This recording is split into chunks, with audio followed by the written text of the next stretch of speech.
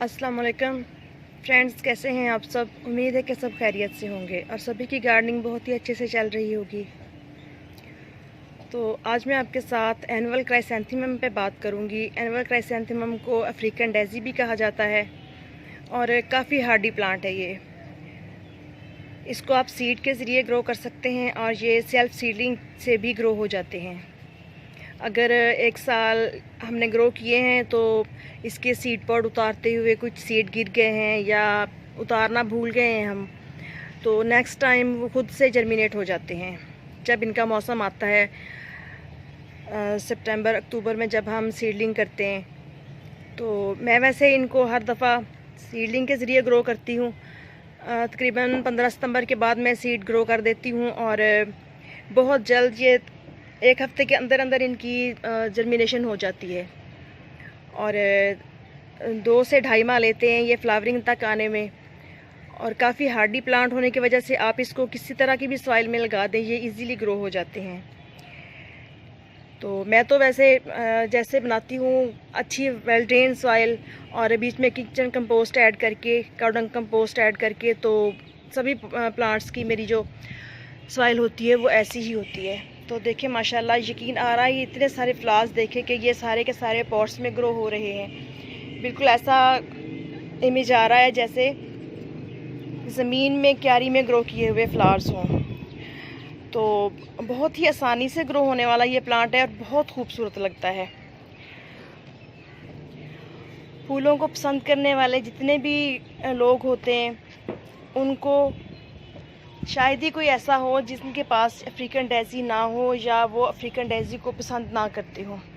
तो ये देखिए, मैं करीब से आपको मंज़र दिखाती हूँ। देखिए माशाल्लाह कितने खूबसूरत और कितने ज़्यादा फूल निकले हुए हैं और ऐसे लग रहा है जैसे कोई सितारे ज़मीन पे उतरे हुए हैं। और जब ये प्लांट हम ट्रांसप्लांट कर देते हैं, ये डायरेक्ट भी ग्रो किए जा सकते हैं और इनको हम सीडलिंग बना के ट्रांसप्लांट भी कर सकते हैं। जब इसके जो छोटे बेबी प्लांट्स हैं तकरीबन 4-4, 5-5 इंच के हो जाएं, तो इनको आप ट्रांसप्लांट कर दें। जितना बड़ा पॉट होगा उतना ही बड़ा ये प्लांट हो जाएगा। छोटे पॉट्स में इनकी हाइट थोड़ी कम होती है। जैसे ये देखिए, ये मेरे छोटे छोटे 6 इंच के पॉट्स में लगे हुए प्लांट्स हैं और कुछ 8 इंच के पॉट्स में लगे हुए हैं, कुछ 12 इंच के पॉट्स में लगे हुए हैं। और ट्रांसप्लांटिंग के तकरीबन 15-20 दिन बाद कह लें या 1 माह के अंदर अंदर ये जो प्लांट्स है ये फ्लावरिंग पे आ जाते हैं। और जैसे ही इनके फ्लावर्स खिलते हैं, तकरीबन 5-6 दिन तक इसका एक फ्लावर स्टेबल रहता है और हमारे घर को, गार्डन को खूबसूरत बना के रखता है। फिर आहिस्ता आहिस्ता वो फ्लावर स्पेंड होना शुरू हो जाता है, तो कुछ इस तरह से ये वाली शक्ल ले लेता है। आप चाहें तो इसको हाथ से भी पिंच कर सकते हैं, ये देखिए इस तरह। और अगर आप चाहें तो इसको सीज़र से कट कर लें। वैसे ज़्यादा बेस्ट है कि सीज़र से कट किया जाए, क्योंकि फिर बाकी डैमेज होने का अंदेशा नहीं रहता। जो ब्रांचेस होती हैं, साथ वाले फ्लावर्स होते हैं, और हाथ से थोड़ा सख्ती से ये पिंच होते हैं, जबकि सीज़र के साथ आप इसको रिमूव करके तो किसी भी पॉट में डाल दें या कंपोस्ट बिन में डाल दें। अगर आपने ज़्यादा फ्लावर लेने हैं तो आपको डेली का डेली इसको पिंच करना होगा, यानी कि डेड हेडिंग करनी होगी इसकी। और ये छोटे छोटे पॉट्स में क्योंकि बहुत बड़ा प्लांट हो जाता है, इसलिए इसको पानी की ज़रूरत काफ़ी होती है।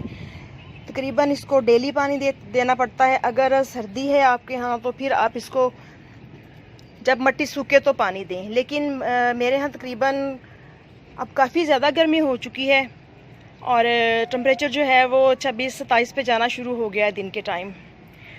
तो मैं डेली पानी डालती हूँ इन सारे के सारे पॉट्स में। अगर एक दिन ना डालूँ तो दूसरे टाइम इनकी जो ब्रांचेस होती हैं वो कुछ इस तरह से नीचे को झुकी हुई होती हैं और प्लांट इंडिकेट कर रहे होते हैं कि इनमें पानी की कमी हो रही है। तो मैं देख लेती हूँ, तो जिन जिन प्लांट्स की मिट्टी खुश्क हो रही होती है उनको भर के पानी डाल देती हूँ।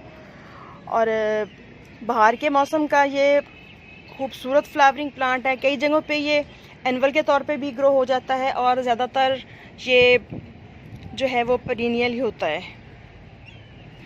क्योंकि जहाँ जिन इलाकों में मौसम अच्छा रहता है, सर्दी वाला मौसम होता है, टेम्परेचर बहुत ज़्यादा हाई नहीं होता, तो वहाँ ये लोग पूरा साल ही ग्रो कर लेते हैं। और मैं अपने प्लांट को डेली पानी देती हूँ, लेकिन हफ्ते में 1 दफ़ा या 2 दफ़ा जब देखती हूँ इनकी मिट्टी सूखी हुई होता है तो लिक्विड फर्टिलाइज़र भी डाल देती हूँ, ताकि ब्लूमिंग ज़्यादा से ज़्यादा हो।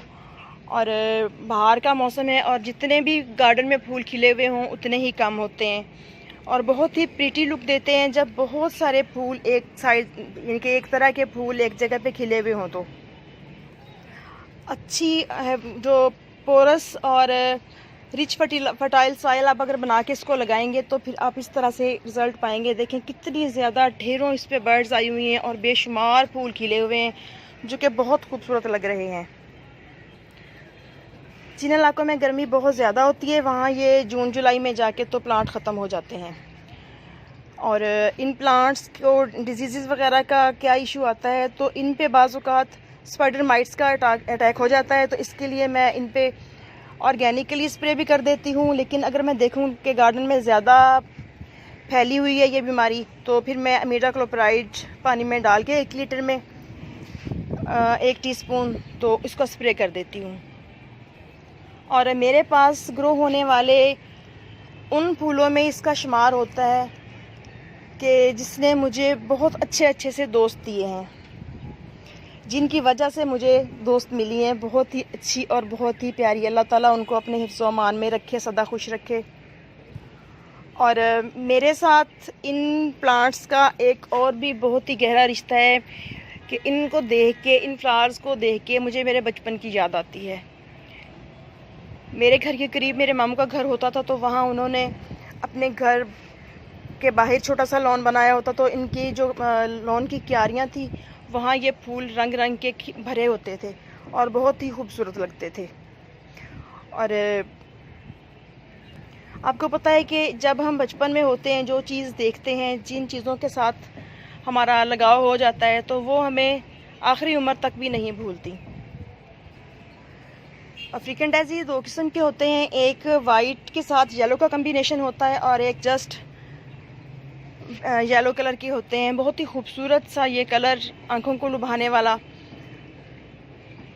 और अफ्रीकन डेज़ी जो है ये बटरफ्लाइज़ को, हनी बीज़ को अपनी तरफ अट्रैक्ट करता है, और बहुत ज़्यादा जो हनी बीज़ और बटरफ्लाइज़ होती हैं इन पे आती हैं और पोलिनेशन का काम भी करती हैं जब हमने इनको वेजिटेबल्स के साथ लगाया हुआ हो। और काफ़ी अच्छे रिज़ल्ट्स अब मिलते हैं हमें देखने के लिए। और इनको ग्राउंड्स के साइड्स पे जो क्यारी बनी होती है वहाँ हैज के तौर पे भी लगाया हुआ होता है। और इन प्लांट्स को आप छोटे बड़े कंटेनर्स में, पॉलीथीन बैग्स में और किसी भी जगह लगा सकते हैं। तो इनके लिए फुल धूप का होना ज़रूरी है, तकरीबन 7 से 8 घंटे की धूप चाहिए होती है इनको। और शाम के टाइम अफ्रीकन डेज़ी के जो फ्लावर्स होते हैं इनकी पत्तियां नीचे को इस तरह से टर्न हो जाती हैं और सुबह के वक्त फिर खुल जाती हैं। तो ओके जी, इंशाल्लाह फिर मिलते हैं किसी और ख़ूबसूरत फ्लावरिंग प्लांट को लेके। दुआ में याद रखिएगा और चैनल को सब्सक्राइब करना मत भूलिएगा और बेल आइकन भी प्रेस कर लें ताकि मज़ीद आने वाले वीडियोज़ की नोटिफिकेशन आप तक पहुँच सकें। ओके जी, हैप्पी गार्डनिंग, टेक केयर, अल्लाह हाफिज़।